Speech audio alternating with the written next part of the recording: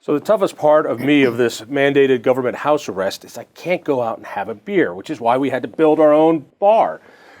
But for people who own restaurants, work at restaurants, this thing has been devastating. Mike McCarty's been a friend for a long time. He helps me out here at the Independence Institute. But you also have been a consultant and restaurateur for how long? A long time. How long is a long time? Over 40 years. You've been doing restaurants since college. Essentially, yeah. I was a waiter in college at an Italian restaurant in Boulder, and then decided I'd start my own because I didn't have a job after college. So that's what you did. What do you like about the restaurant business? I mean, you've owned them, you've sold them, you consult on them. People hire you to get the restaurants just right. Why? Why do we like restaurants? That's a good question because so many people ask me that question. What do you like? I've been in the restaurant business. I don't want to have anything to do with it. I've gotten that question plenty of times. Like, what do you like about it? But it's a business that's it's constantly on the move, and you're doing something different all day long, and that I like. It's busy. You got office work to do. There's stuff in the kitchen. There's stuff up front. You know, there's the business end of it. You know, all that stuff's going on, and so a typical day, your attention goes from one place to the next, and I enjoy that. And the best part for me, though, is the cruise. The cruise? Mm-hmm. The people. Oh, I thought maybe going on a boat Yeah, well, cruise. not that cruise. No, if done right, it looks like it could be a fun. It is fun thing. If when a restaurant's going really well, you have it. Everything's just clicking. It's just a great job. All right. You've been doing this for 40 years. Yeah. People hire you for your expertise. How much of your time is spent on, I'm going to use the term compliance. I'm talking about filling out forms, getting ready for inspections, taking care of HR things that have been mandated now compared to when you started 40 years ago? Oh, it's much more significant. But for me personally, I hate that stuff. Can't stand to do it. Give me an example. So, well, let's take something like forms that you have to fill out. Big ones are child support. Child support? Child support forms. There's so many people, so many cooks and so on and so forth particularly, that float around from job to job that are kind of staying ahead of the curve of I'm not kidding, I'm serious. And then you have eight different agencies that are trying to track them.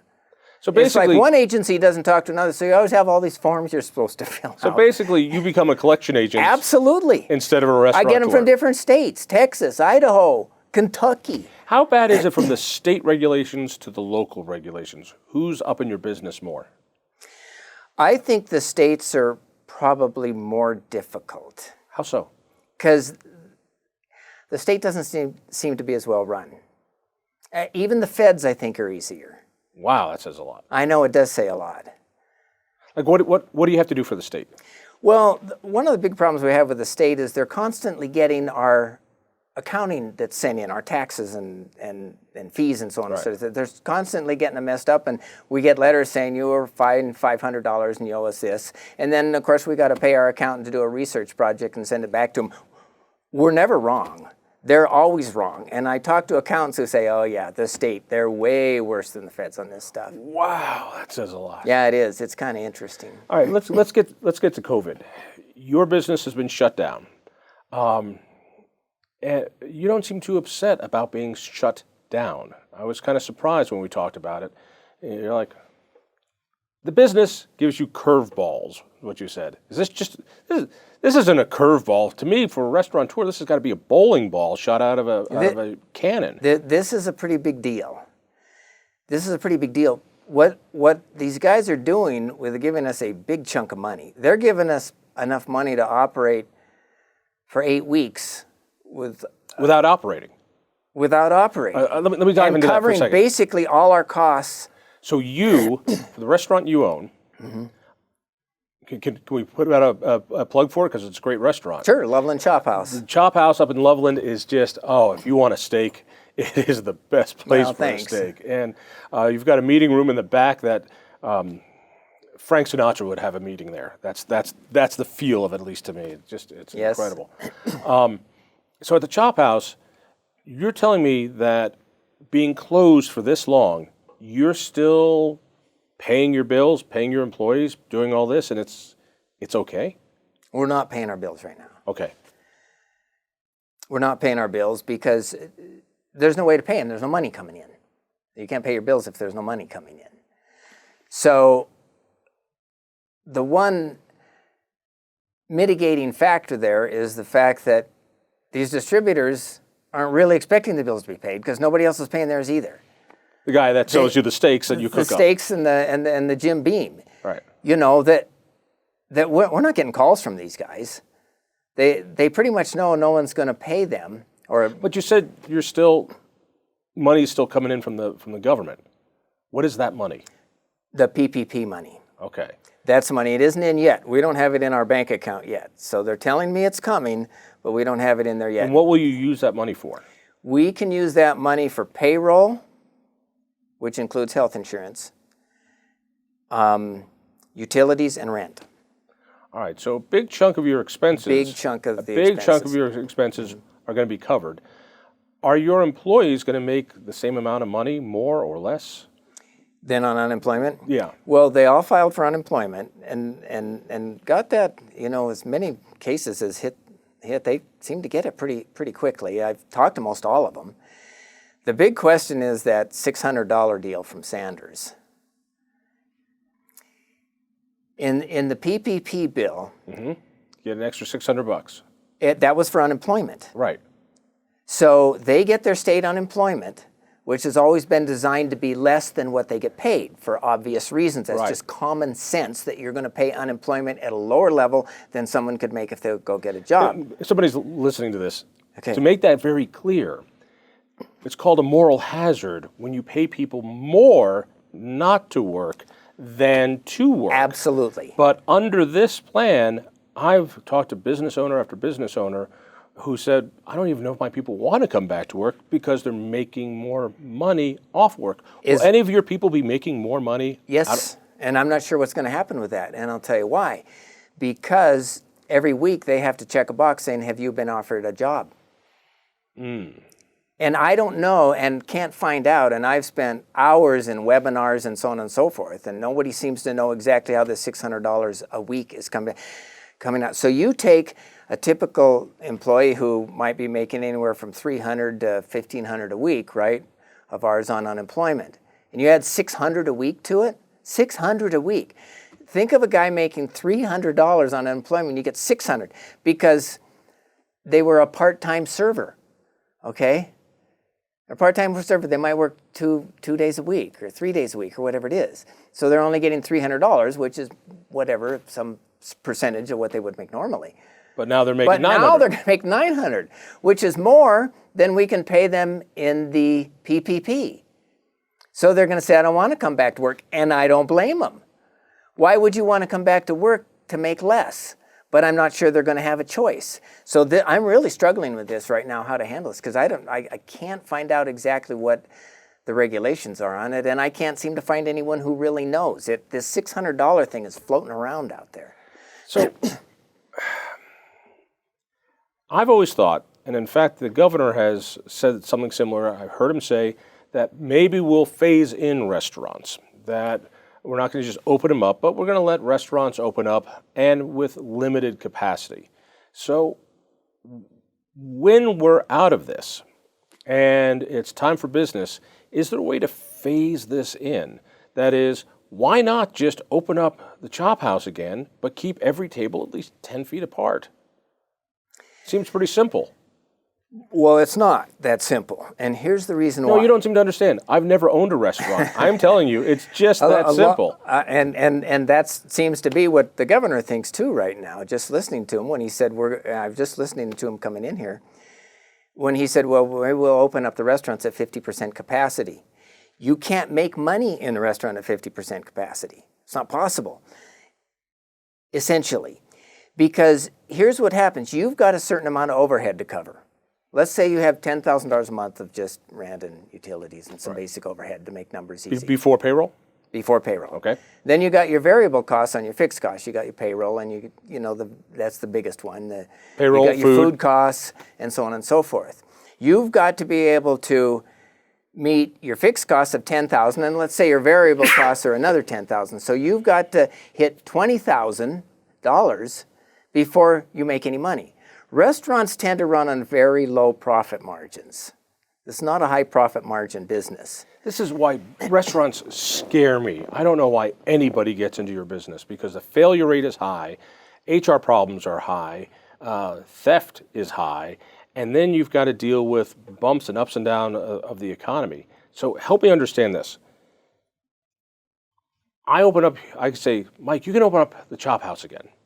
You can only have half as many tables, just for the next 3 months. Isn't that better than what's going on right now? No. Well, right now? Well, right now they're giving us money to be closed.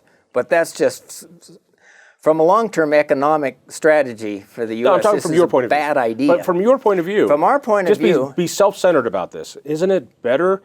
Won't you make more money being opened at half capacity than being closed down? No, we would make less. Tell me how. Because our fixed costs are going to stay the same. You still got the $10,000. Now you only have 50% of the tables to make the other $10,000. You can't do that. You're making money in the restaurant business. If you're in the restaurant business, you can break even Sunday through Thursday. You're probably going to have a really successful business. People don't make money Sunday through Thursday in the restaurant business. They make their money on Fridays and Saturdays. So it is Ultimately. it's a peak hour business. Yes. You do it at dinner time. Exactly. And in those 4 hours that Yes. you serve dinner, Yes. that is showtime for Yes, you guys. absolutely it Everything is. else is just a rehearsal. That's for basically showtime. right. And so at showtime, you've got to have as many tables working as possible. Yes, because if on Fridays and Saturdays, you're only making money on the last few percent of the tables you have, because it's such a low margin. Once you've covered both your fixed costs and your variable costs, then you're making roughly 70% profit on these few tables. Well, what you're talking about doing is not allowing those few tables to be seated on Friday and Saturday night. That's what you're saying. It would be against the law for you to seat the tables you make profit on, but you're welcome to seat the rest of them. That isn't going to work. So let me ask you. And I don't know if nobody's I don't know who is advising Polis on this, but there's no way to do it. So if you had the choice between, if the governor said you can have 50%, or you could keep things the way they are and get all the government money, you'd go for the government money. You'd make more money. What if it was or lose less? Open it up 50% if you want to. If the governor says the only thing you can do is open it up at 50%, will you open? What will most restaurateurs do? It depends on the restaurants. If you have each restaurant's numbers are a little bit different, but they're basically the same. And at 50%, could we break that place even? If we had to take out half our tables? I don't think so. I don't think we could do it. I'd have to put the numbers to it. And here's the other thing.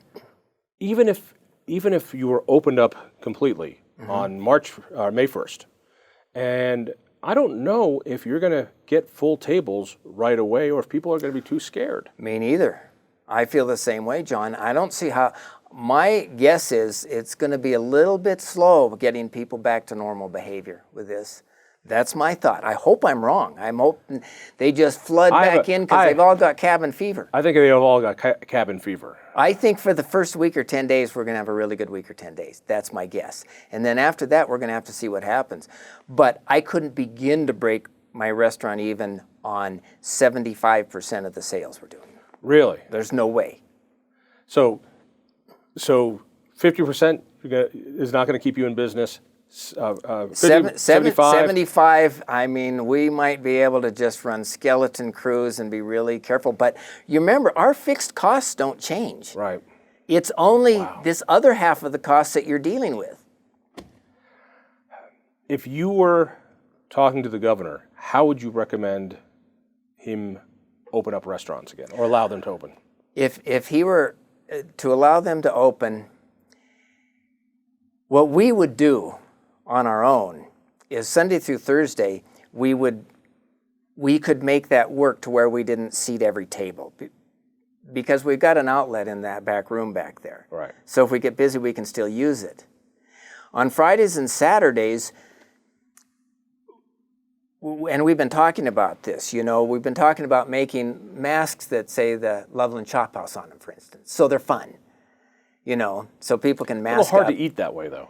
No, for the servers. Oh, for the servers. For the servers. Okay. Yeah. So that the customer feels safe and is safe. And then talking about getting gloves and re-gloving every time. And, there's a lot of things we can do to make that really safe. But we can't cut out 50% of our customers. There's no way those numbers will work. It is amazing to me what you guys have to go through.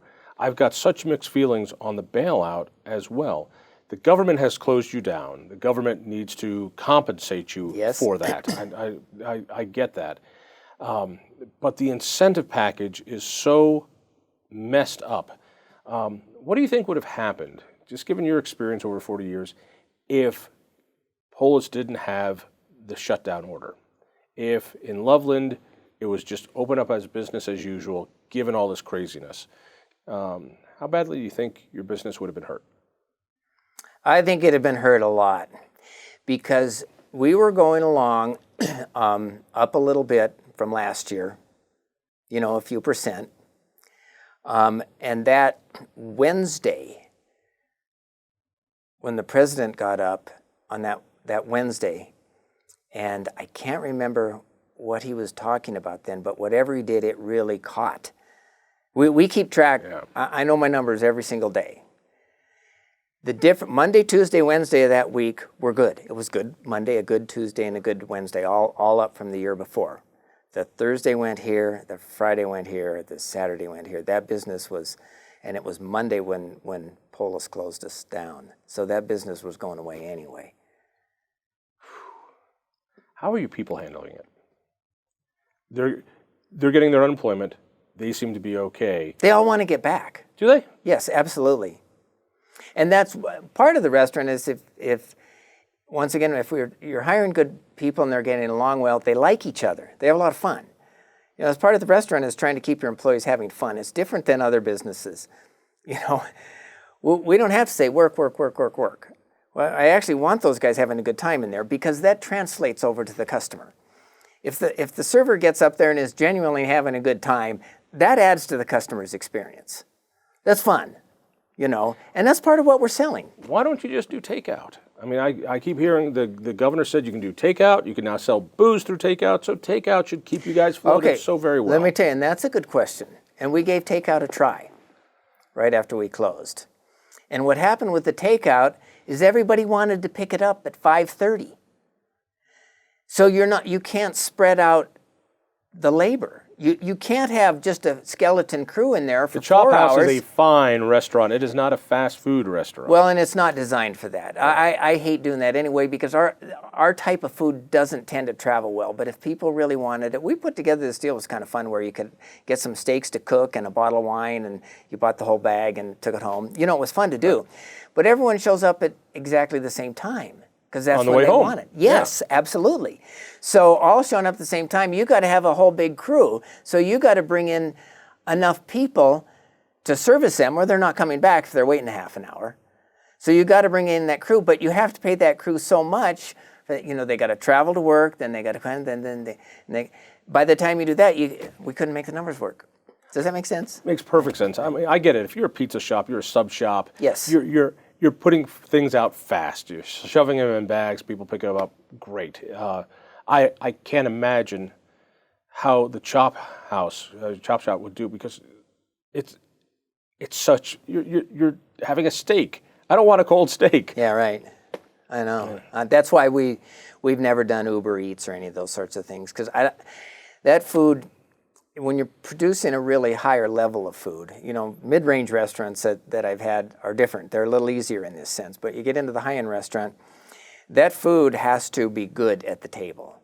And you've got minutes for that food to be top quality. And it has to be top quality because that's what we're known for is top quality food. So we even have rules to the servers. I don't care what you're doing. You stop whatever you're doing. I don't care if you're pouring yourself Coke, making a salad, whatever, you stop what you're doing when the cook says a meal's up and you drop it. so you can get that stuff out immediately. So what's it going to be like in 15 minutes when you get home? It won't taste the same. But that's unique to us too. Pizza, there's a lot of things that travel well. So do you think there's a real advantage for the big guys compared to somebody who does boutique and specialty services like you? I mean, are the chains, do they have it down pat now? If you want to go to Olive Garden and get their endless bowl or whatever, are they going to survive better than shops like yours? Well, we're pretty strong. I mean, we've been there 20 years. So we're pretty strong. We're well known. We have a good following. The chains have their act together. People talk a lot about the chains, and they kind of make fun of them and so on and so forth. But there's a reason they're a chain. Those guys have their act together. There's got to be a lot of efficiencies too. Oh, tremendous efficiencies. Yeah. Okay. They have a lot of efficiencies, but what's really making them work is they have a particular business model that they know works, and they run it well for the most part. Not all of them, but I can't. May not be one you like, but other people like it. Can't wait to go to the restaurant again. I miss it. I wish you the best of luck. Thanks for the insight on it. Well, one last thing. So you got the governor's ear for one last thing. Is it simply either turn us on or keep us off, but don't do anything in the middle? Is that the message? I think that'd be pretty close to what I think he's got to do. He might say you got to wear masks like he's doing with King Soopers. Or, I mean, these become different questions than business questions. They're medical questions. He's listening to his medical people. You can make people feel, you can make people safe without trying to cut down the business that the restaurant can do, because you're going to lose a lot of restaurants, and that's a lot of jobs. Will you be able to have enough masks? Will you be able to do that if you find enough gloves? I'm trying to find that out right now. It's something I'm working on. I mean, that's what I've been working on today. Where are we going to find these masks? I've been on the phone about that today, because we've got to do something to make that work. The customer has to be safe in there, and we have to provide that. Worried about any liabilities? I got sick in your restaurant because your waitress, fill in the blank. You mean from customers? From getting COVID. COVID. I guess we'd cross that bridge when it comes to it. Hard to imagine someone to do that, but you got to learn to turn that thing off. I do. What kind of Irish stuff is that? All right, last question. Has nothing to do with COVID. Who was the worst customer you've ever had? What was the most embarrassing customer experience you've ever had? You mean in the restaurant? In the restaurant. In all your 40 years, you must have seen something really weird. Oh, yeah. I'll give you an early experience I had. My guess really is alcohol was involved. Oh, alcohol's always involved. But I'm sitting back in the office. It's a Friday night. I'm back there to do something, and the waiter comes running back to me and says, "Mike, we got a real problem on table 16. The guy says his baked potato's cold." I went, "Get him a new one." Right. I don't mind big problems. It's like, you guys, you're paid to do this kind of stuff. He says, "I got him a new one." He says his second one's cold too. And he's furious. And he's standing up in the lobby and he's yelling and says he wants to see the owner. Okay. So I go up there and this guy has just lost it. He's lost it. And I can't even reason with him. So finally I just point to the door and say, "Get out of here. You leave." I lose it too. Get out of here. And again, so I apologized. I was drunk. So then you feel a little bad at kicking the guy out, because I can see the other two people. It was a 3-top. Oh. I see the other two people, and so I went over and I said, "I got to tell you guys." I said, "I just kicked your friend out of the restaurant. Told him to never come back." I said, "Yeah." They said, "We understand." They said he got fired from HP today. Oh. Nobody gets fired from HP. Right. So the guy must have done something. He says, when they got home, his wife said she was divorcing him. Oh. So it's like, that really stuck with me. You never know what's going on with somebody. And I tell you, you got to sometimes cut some people some slack in those situations. But then I went, Should have got him another potato. Yeah. Mike McCarty from the Chop House, thank you so much. Thanks, Appreciate John. it. Great to see you. If you enjoyed that conversation, by all means, click one of these other great programs. We have the best conversations with the most fascinating Coloradans. And subscribe to our channel. Just click down below and hit that little bell button too. You don't want to miss a single show.